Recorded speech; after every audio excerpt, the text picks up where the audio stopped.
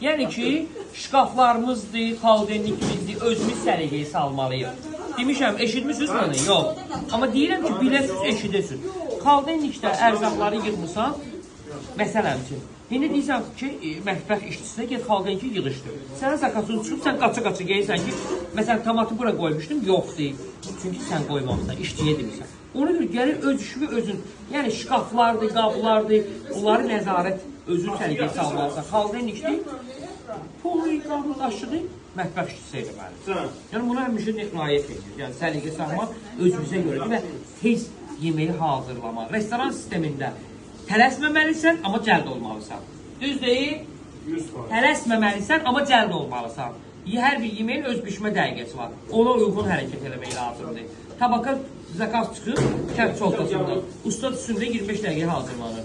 Amma siz orada keyflə onu bir saata hazırlayın. O gün mən acılsam, mən çıx gedərəm.